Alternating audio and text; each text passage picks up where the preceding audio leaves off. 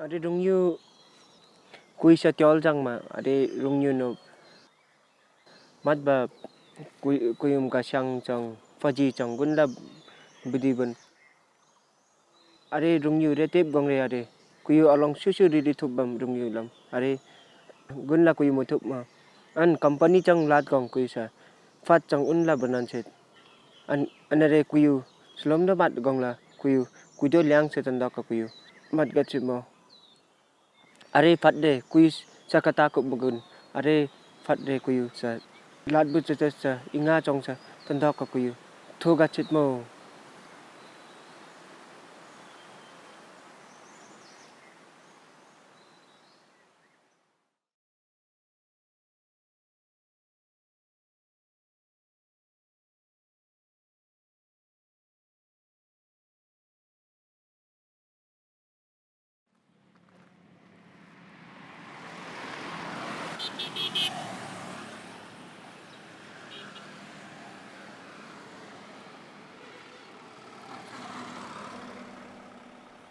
My journey up the Teesta River began in West Bengal, where the river flows out of the mountains and into the plains, well below the numerous hydropower projects under various stages of completion further upstream. In the past decades, India has turned to its mighty Himalayan rivers to generate power, and along the Teesta, which flows from the high mountains of Sikkim to the Bay of Bengal, a cascade of hydropower dams is being implemented. All along the river, however, local stakeholders have raised concerns about the effects of the hydroelectric development, and so I plan to journey upstream to hear what they had to say and gain an understanding of the true effects of these dams. And these are the tackles that we generally use to catch marsh.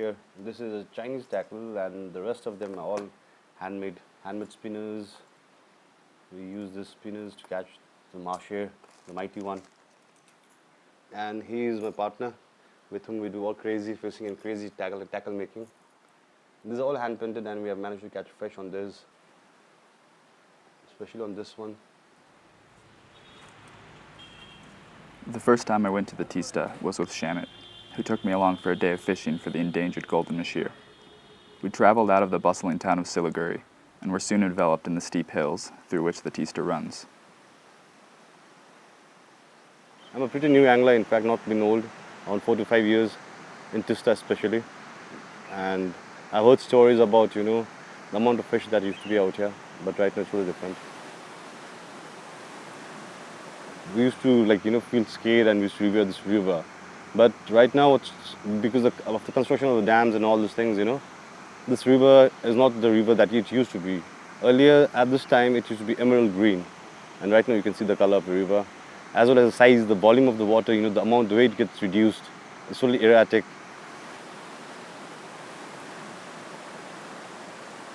The river is generally not used that much by the people from the hills, apart from the normal requirement of water usage of the people, as well as for food source, people are not exactly dependent upon it. So yeah, there are many, people who would not be aware of the species that would be available out here in the river, because they don't venture to the river. And the only way the river is ever used is for some ceremonies. At that time would be the only reason when we would remember River Teesta. Otherwise, it's just a river that flows by. That's it, and no one cares what's happening out here. As we fished into the afternoon, the volume of the water began to drop as the gates were closed at the recently completed Teesta 3 Low Dam just upstream. I watched in awe as the powerful river we had seen before became a whisper of its former self.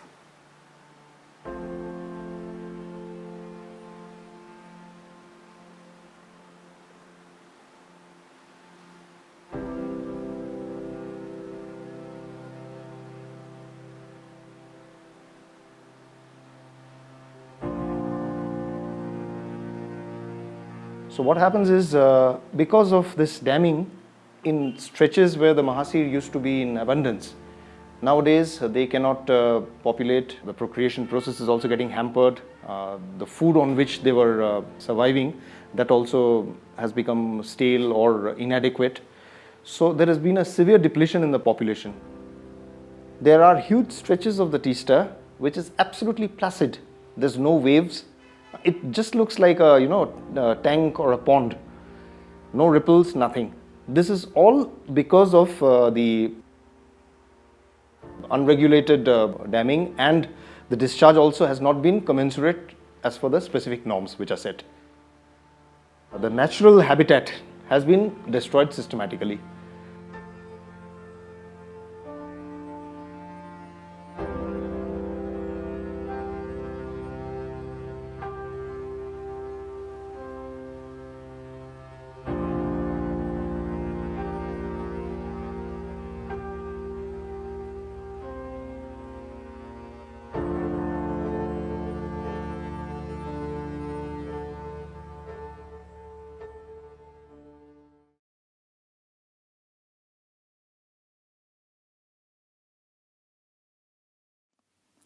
Further upstream, across the border and into the state of Sikkim, lies the Teesta Stage 5 hydropower project. Now completed, Teesta 5 is the largest project on the Teesta River. So this project was conceived by CWC, Central Water Commission. Then the National Hydroelectric Power Corporation, which is a Government of India enterprise, NHPC, was given the task of building it. And Teesta 5 has been in the eye of the storm, especially from affected people like the affected citizens of Teesta. It's an NGO which has been fighting for the cause of the loss of livelihood and environment in Sikkim. And in fact, this project started off without getting the statutory and the mandatory clearances which is required from the Ministry of Environment and Forests, which is again a gross and very startling violation. I spent a few days traveling up and down the 11-kilometer stretch of river that runs between Teesta 5's dam and downstream powerhouse. I wanted to gain an understanding of what a completed dam looks like in this part of the world and see firsthand what the repercussions of such development are. I began my work by attempting to go through the National Hydropower Corporation in order to gain permission to film the dams, but I was continuously turned away.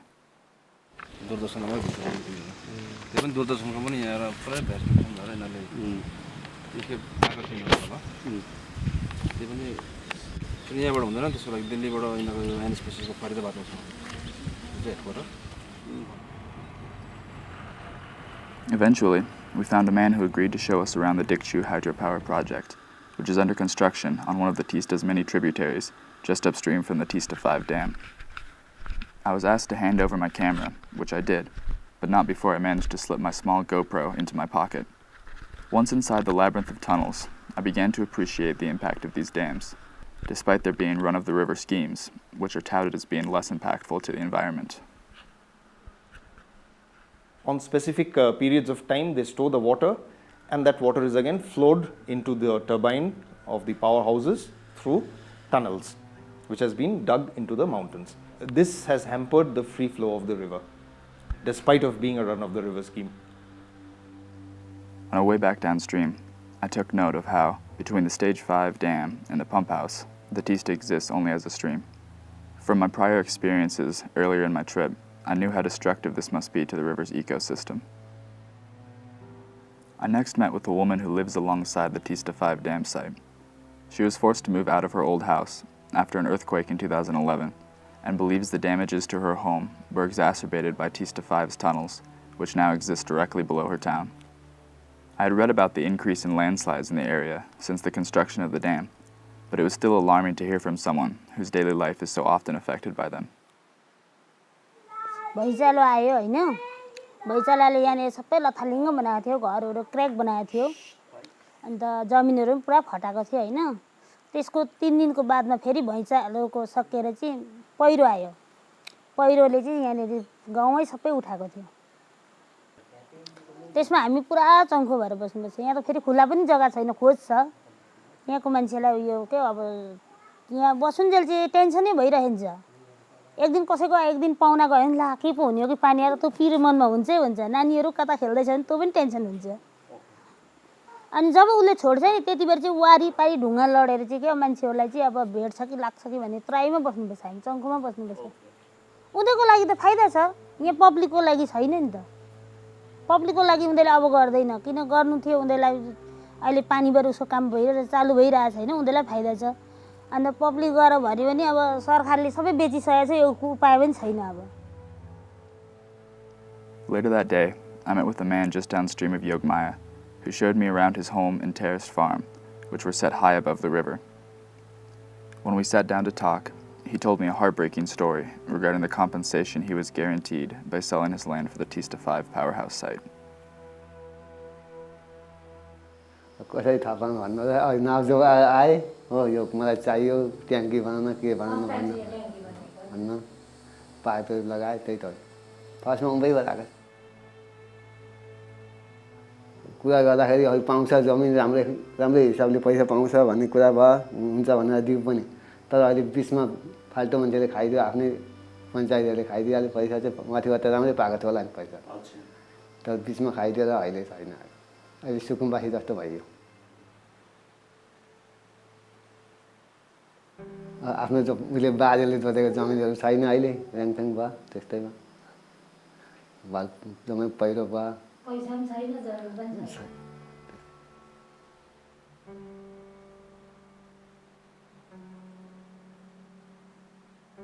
After talking with the local people who have been affected in so many ways by the Teesta 5 project, I began appreciating the toll development like this can have on the people who often don't have an opportunity to speak for themselves. I felt that it was time to head even farther north to Zongu, the ancient homeland of the Lepcha people, and the stage for a successful, community-led fight against the dam development.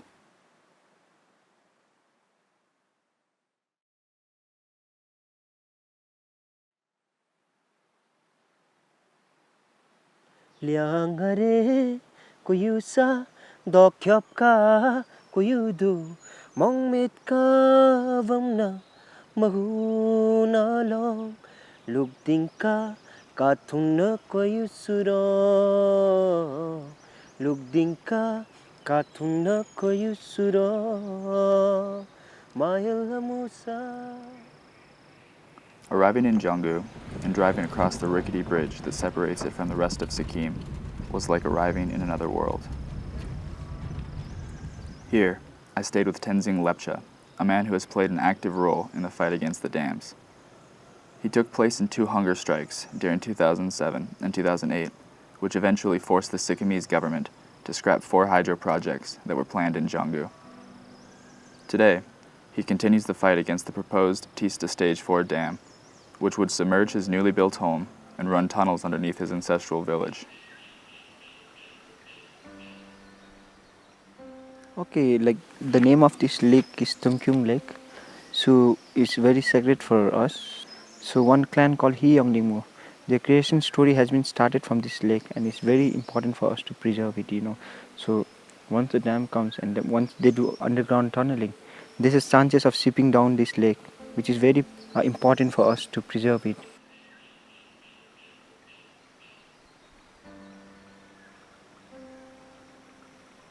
Zongu is the homeland for entire Lepchas of the whole.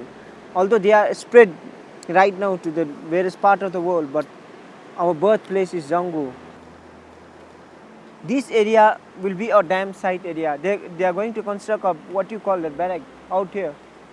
And then they are going to block the river out here, and all this stretch will be a submerged area, and this will produce 520 megawatt. Of course, like Zongu is eco-fragile area, and we are blessed by the nature, and we don't want to disturb the nature or distract the nature. Rather, we want to make best use of it, not by implementing the project and not by destroying the forest, but rather protecting it, and like we will sell our beauty, not sell our land.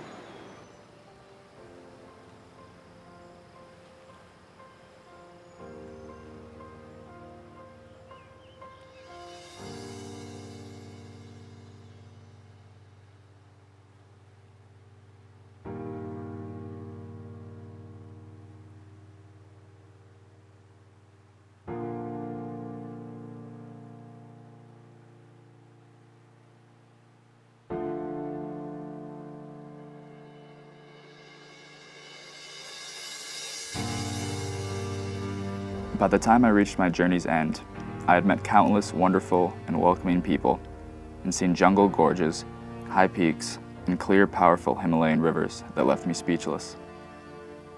But I had also seen the effects of what I came to regard as a develop-at-all-costs mentality. I found along the Teesta River evidence of the terrible danger that development poses to ecosystems, livelihoods, and traditions if the proper precautions and planning processes are ignored. I came to see the Teesta River as a holistic entity along whose churning path exist biologically unparalleled yet fragile ecosystems and diverse cultures and traditions that are each intricately bound to the river and thus the river's future. It is my hope that in the face of India's insatiable appetite for electricity, hydropower projects along the Teesta and all of the Himalayas' great rivers will be undertaken cautiously and with a firm understanding of the holistic effects this type of development has on the unique environments and histories that make up this part of the world.